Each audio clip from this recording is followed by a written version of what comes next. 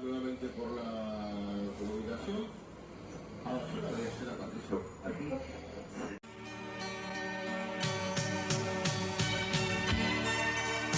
Na Rádio Regional, Consulte a Esperança.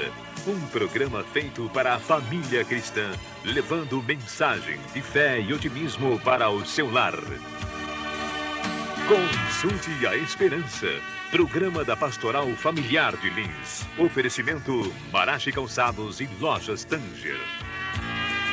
Bom dia, ouvintes da Rádio Regional, e muito bom dia para os amigos do Consulte a Esperança, um programa da Pastoral Familiar de Lins. Se os pais desejam inserir sentimentos positivos nos filhos, é preciso que acompanhem a sua evolução e ajam de forma justa para com eles. O equilíbrio na educação é que fará com que a criança cresça equilibrada. A criança que for valorizada entrará na juventude de cabeça erguida e, quando for adulta, terá melhores condições de enfrentar as dificuldades. E ouçamos agora a mensagem de hoje do diretor espiritual da Pastoral Familiar de Lins, Padre Clarencio Gusson.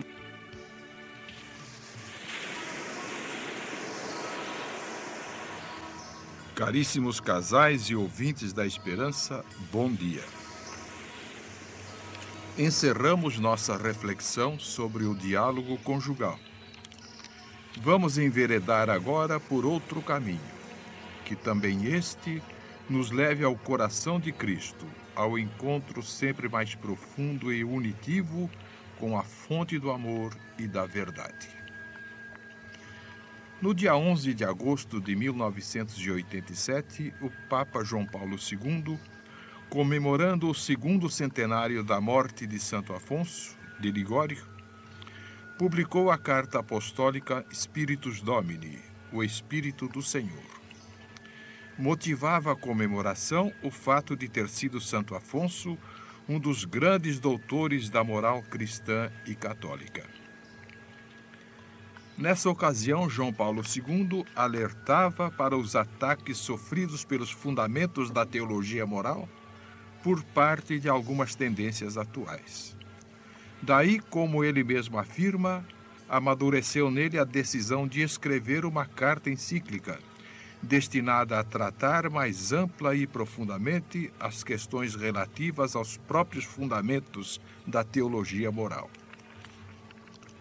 Entretanto, apesar da urgência e da gravidade do assunto, a encíclica anunciada só foi publicada a 6 de agosto de 1993, com o título Veritatis Splendor, o esplendor da verdade. O próprio Papa dá o motivo dessa dilação, dessa espera. Se esta encíclica é publicada somente agora, é porque pareceu conveniente fazê-la preceder do Catecismo da Igreja Católica, que contém uma exposição completa e sistemática da doutrina moral cristã. O Catecismo apresenta a vida moral dos que creem, nos seus fundamentos e múltiplos conteúdos, como vida dos filhos de Deus. Como diz São Paulo na carta aos Filipenses, reconhecendo na fé a sua nova dignidade, os cristãos são chamados a levar desde já uma vida digna do Evangelho de Cristo. Ao remeter para o Catecismo como texto de referência seguro e autêntico para o ensino da doutrina católica, a encíclica limitar-se-á a abordar algumas questões fundamentais do ensino moral da Igreja, sob a forma de um necessário discernimento sobre problemas controversos entre os estudiosos da ética e da teologia moral. Ao ser publicada, a encíclica O Esplendor da Verdade tornou-se imediatamente um divisor de águas. É fácil reavivar o eco das aclamações partidas do mundo católico leigo. Por exemplo, A verdade iluminada pela verdade é retomada pela Veritatis Splendor. A encíclica Veritatis Splendor é um documento denso e afirmativo que pretende resgatar este mundo desconjuntado. É um fascinante desafio de conjugar liberdade e verdade. A encíclica é um caminho de liberdade. João Paulo II adverte para a decadência moral da sociedade. Veritatis Splendor é uma encíclica para responder à crise do cristianismo e da Igreja. Os teólogos fiéis ao magistério e à tradição da Igreja acolheram a encíclica com alívio no coração. Eles sabem bem quanto mal fazem aos fiéis certas tendências atuais, transviadas da teologia moral. Significativamente, as reações contrárias foram mais explícitas dentro da própria Igreja. Partiram de clérigos, religiosos e religiosas, leigos e leigas, casados e solteiros, que esperavam um afrouxamento compreensivo, maternal e realista da Mãe Igreja nos ensinamentos referentes ao celibato, à contracepção, ao aborto, à sexualidade, à indissolubilidade e à fidelidade no matrimônio e por aí afora. E aqui me permitam os caríssimos casais a pergunta incômoda que me leva a retomar este documento. Os nossos queridos movimentos de espiritualidade conjugal e familiar estiveram ou estão eles imunes a esse espírito, a essa onda? Qual a posição deles frente à encíclica Splendor Veritatis? A desatenção ao documento e o seu rápido esquecimento ou arquivamento são sintomáticos. Creio que será útil para nós retomar a leitura da encíclica. O comentário passo a passo seria árduo e mais interessante para especialistas. Na nossa modéstia, vamos tentar destacar e explicitar, analisar e comentar as grandes teses e os grandes problemas que o documento aborda. Que o Espírito Santo do Senhor nos assista, nos apoie e nos guie. Um bom domingo a todos os caríssimos irmãos.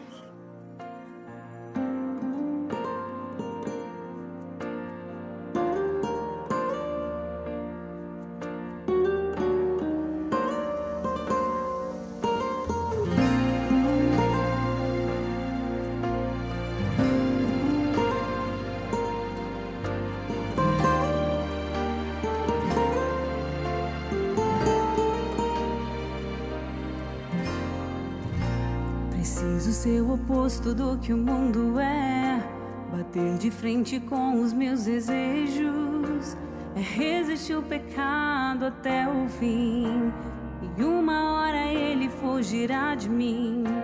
Preciso preservar os bons costumes, evitar as más conversações, me policiar quando os meus impulsos ultrapassam os limites da emoção. Preciso guardar meu corpo, lembrar que ele é o templo santo do Pai. Preciso ter atitude, largar o meu assento e andar com Deus. Na palavra vou fortalecer a fé, colidir com o mundo e ficar de pé. Mas te conhecer, preciso viver a verdade revelada. Na palavra vou crucificar meu eu, lembrar que numa cruz alguém por mim morreu. Hoje é minha vez, agora sou eu, de morrer pro mundo e viver pra Deus. Preciso ser o oposto do que o mundo é, bater de frente com os meus desejos, é resistir o pecado até o fim, e uma hora ele fugirá de mim. Preciso preservar os bons costumes, evitar as más conversações, me policiar quando os meus impulsos ultrapassam os os limites da emoção. Lembrar que Ele é o templo santo do Pai. Preciso ter atitude, largar o meu assento e andar com Deus. Na palavra vou fortalecer a fé, colidir com o mundo e ficar de pé. Mas te conhecer, preciso viver a verdade revelada. Na palavra vou crucificar meu eu, lembrar que numa cruz alguém por mim morreu. Hoje é minha vez, agora sou eu, de morrer pro mundo e viver pra Deus.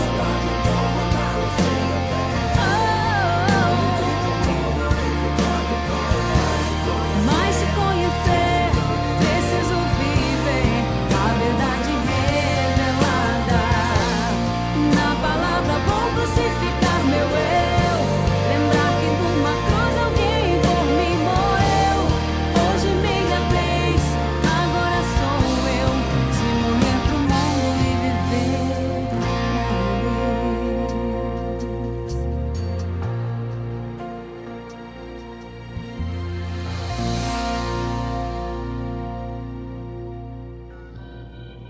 Prezados ouvintes do Consulte a Esperança, as relações familiares são fundamentais para o equilíbrio de cada pessoa e devem basear-se no diálogo e na troca de experiências. Assim, a prática da democracia começa em casa e proporciona um maior crescimento pessoal para todos. Os problemas familiares costumam ser invisíveis para os de fora, que só os notam quando a estrutura familiar se rompe. E isso acontece geralmente quando falta democracia nas relações em família. Um ambiente saudável é feito de respeito, diálogo, compreensão, carinho e concessões. É nesse ambiente que a personalidade da criança deverá se formar. É preciso falar e não guardar ressentimentos pelo que deixou de ser dito. Os assuntos mal resolvidos são ruins e funcionam como uma espécie de ímã que atrai problemas mais sérios e, em grande parte dos casos, se transforma numa situação incontornável. As emoções de um lar devem ser divididas e, se não há contato real entre pais e filhos, as coisas boas de se fazer juntos vão se perdendo. A receita mais eficiente para o desenvolvimento de um lar é, sem dúvida, a democracia nas relações, uma prática que implica deveres e obrigações entre o casal e os filhos. A prática democrática no lar leva a criança a raciocinar que pode falar porque alguém vai ouvi-la. Um ambiente assim é construído de responsabilidade e direitos. Os pais devem dar atenção e fazer a ponte para ajudar a resolver os problemas mais importantes de seus filhos. Quanto mais claras forem as informações, mais democrático será o lar. Com exceção dos assuntos relativos à intimidade do casal, os filhos devem estar a par de todas as questões que tenham relação com a família. O respeito e a participação são fundamentais. É necessário repartir bem as coisas dentro de casa para evitar a formação de uma família destituída de valores. A convivência democrática implica em obrigações, respeito, divisão de tarefas e a participação em assuntos alegres ou tristes. É um grave erro os pais imaginarem que, ao se fechar, estão apenas evitando que os filhos sejam contaminados por determinados problemas. As crianças pegam no ar qualquer problema de relacionamento entre os pais. Uma informação sobre um conflito entre o casal ou a perda de uma fonte de renda não deve ser omitida, para que os demais integrantes da família aprendam a conviver com o problema. O crescimento individual sadio é mais fácil quando o modelo de vida é flexível. Num sistema influenciado pela reciprocidade, o indivíduo assimila com mais naturalidade a troca do ambiente interno pelo externo. É preciso discutir os direitos, criar canais de negociação e estar com a mente aberta para uma nova informação que possa resultar em mudança. Não existe um modelo ideal de família, mas a diferença entre um lar onde as relações são pautadas pela prática democrática e outro onde impera o autoritarismo é facilmente perceptível. O diálogo entre marido e mulher é a receita eficiente para proporcionar aos filhos um lar saudável e democrático.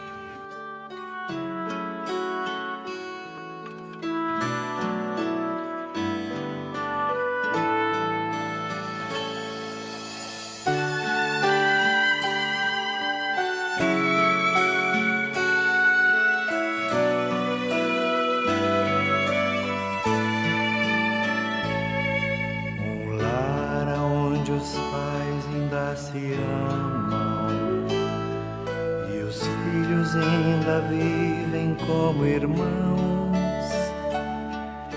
E venha quem vier em contrabrigo, e todos têm direito ao mesmo pão, onde todos são por um e um por todos, onde a paz criou raízes e floriu um lar assim feliz. Seja o sonho das famílias do Brasil.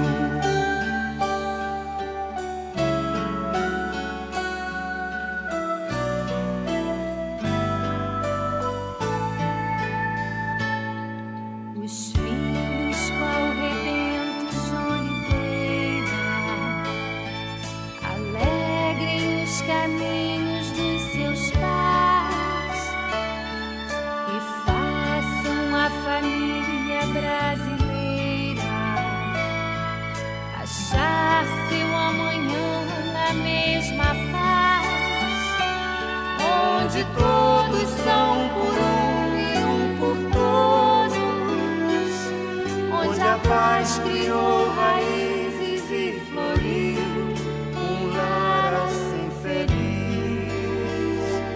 Seja o sonho das famílias do Brasil.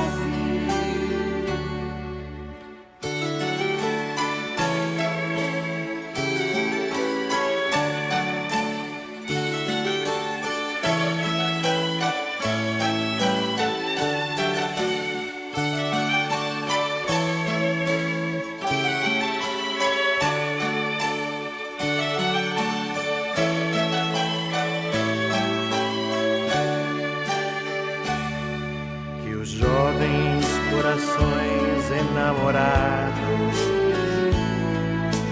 humildes e aprendendo o verbo amar,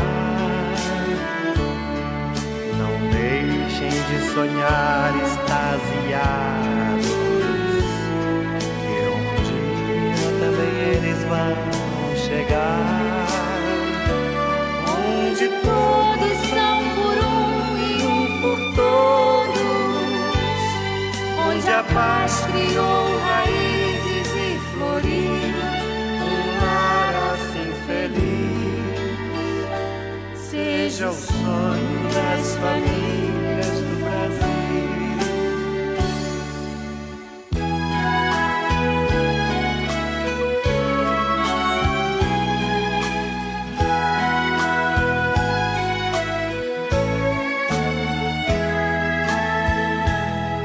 Que aqueles que se sentem bem casados, deu certo seu amor, o amor valeu. Não vivam como dois alienados, partilhem esta paz.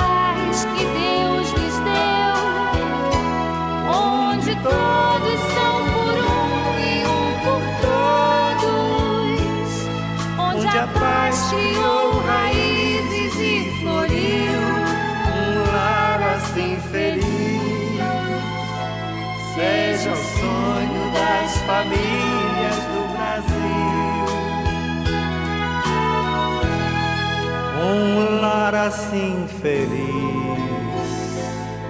seja o sonho das famílias do Brasil.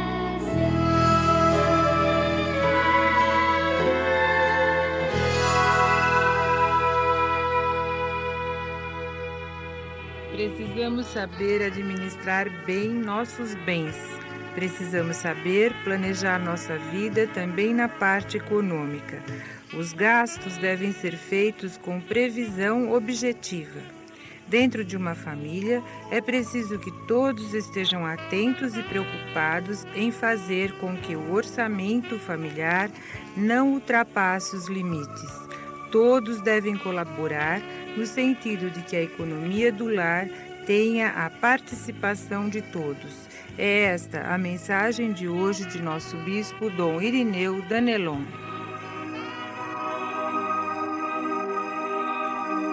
Que a paz esteja com você, meu prezado irmão, minha prezada irmã. Algumas normas que são colhidas na experiência das pessoas felizes. E uma delas versa sobre a economia. Você com certeza já ouviu dizer que na casa onde não tem pão, todos gritam e ninguém tem razão. E quando começa a faltar o dinheiro, o nervosismo aumenta e o relacionamento se dificulta. E então é muito importante que, diante do possível, a gente use essa norma: gastar menos do que se ganha. Isso, é claro, não vale para todos, porque muitas vezes as pessoas estão doentes, as pessoas estão assim na iminência de alguma atitude que depois vai ser multiplicada e tem chances de transformar a sua dívida numa fonte de rendas que depois, posteriormente, pagarão as próprias dívidas. Mas, normalmente, nós precisamos administrar nossos bens de tal maneira que gastemos menos do que aquilo que nós ganhamos. Caso contrário, no fim do mês, as coisas se complicam. Então, reveja um pouco suas atitudes. Se você sabe planejar os seus gastos. E se você também não tem alguma iniciativa para complementar o seu salário. E se as pessoas de sua família não podem entrar em acordo para, de fato, se somarem e não apenas deixar o peso de tudo isso para o pai. Se a mãe trabalha, se os filhos trabalham, por que não criar uma caixa comum e a gente administrar todos os bens em família? E também planejar os gastos que serão necessários. Eu conheço uma família que tem nada mais, nada menos do que 12 filhos. E eles mensalmente se reúnem em mesa redonda e cada um expõe o que ganhou e a dívida que tem e depois somam e perguntam: e o que será necessário a gente adquirir nesse mês? Temos dinheiro, quem vai contribuir com o quê, com quanto, você vai dar quanto, tanto, e então sempre os gastos são feitos com uma previsão objetiva. Quantas pessoas que ficam depois assim desesperadas porque com essa facilitação de prestações vão comprando coisas. Comprou uma geladeira, comprou uma televisão, comprou um fogão, mas a somatória das prestações dão muito mais do que o seu salário. Como é que você vai depois fazer frente às despesas? Só com desespero.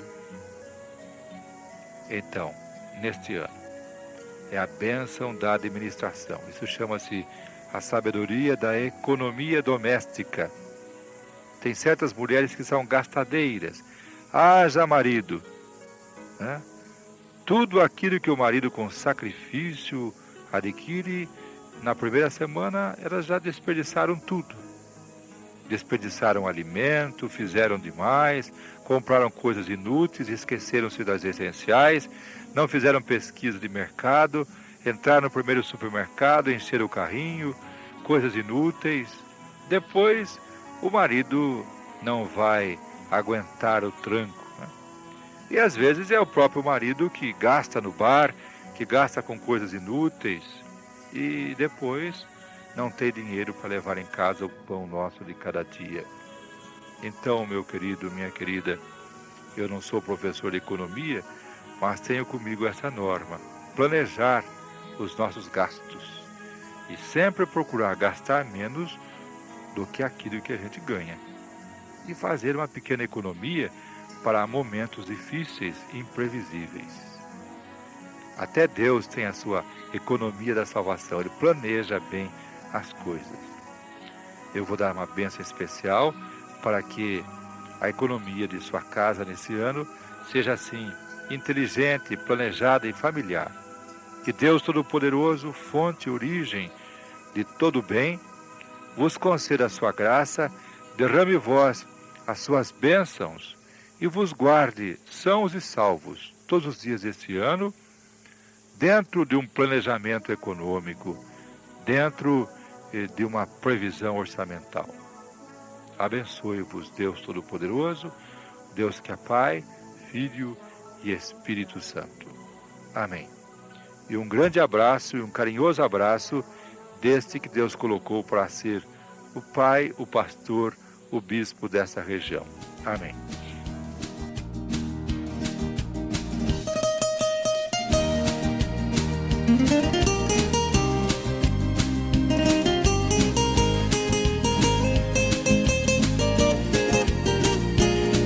Alegria é poder no final do dia encontrar minha família, meu lar, quem tanto ama me esperar e saber que esta é uma riqueza que possuo. Minha família, meu lar, meu céu, meu mar. O infinito não seria suficiente para mostrar a imensidão do amor do meu lar. O mais profundo oceano é incapaz de esconder a grandeza deste amor em meu ser. Família, você é vida. Família é alegria. Família, esperança, união e força, tão linda como o sorriso da criança. Família, você é vida. Família é alegria. Família, esperança, união e força, tão linda como o sorriso da criança.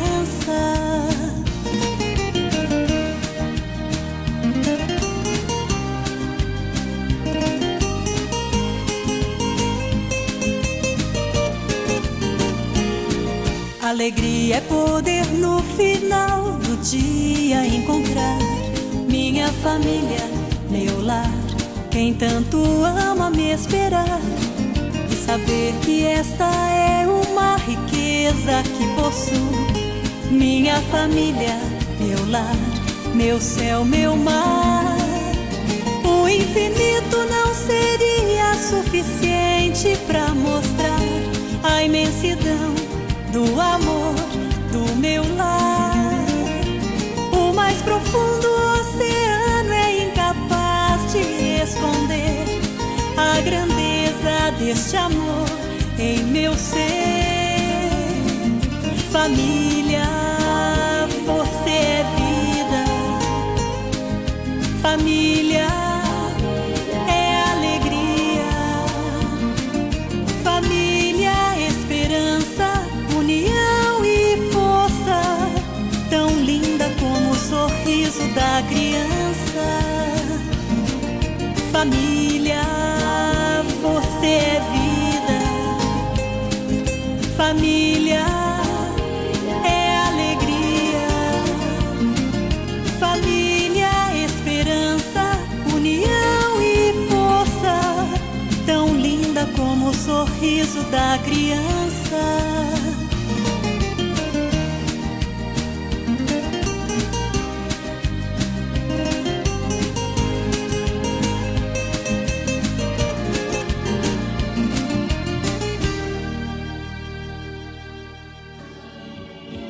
Diferentes, mas feitos para se completarem, o homem e a mulher assumem um compromisso mútuo quando se unem pelo matrimônio.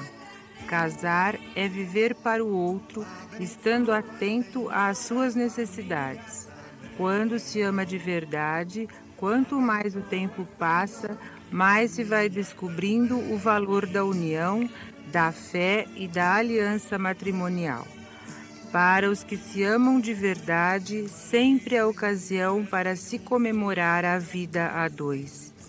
A conversa, o diálogo franco e aberto é o que vai dar o suporte necessário para que o casal torne-se um exemplo para os filhos de que o casamento os uniu para a vida toda e que um é para o outro um sinal da presença de Deus. Que Maria abençoe a todos os casais, que nos faça cada vez mais fortes no amor e derrame sobre nós suas graças e nos conceda no dia de hoje um bom domingo na paz de Cristo. Que o ciúme não mate a certeza.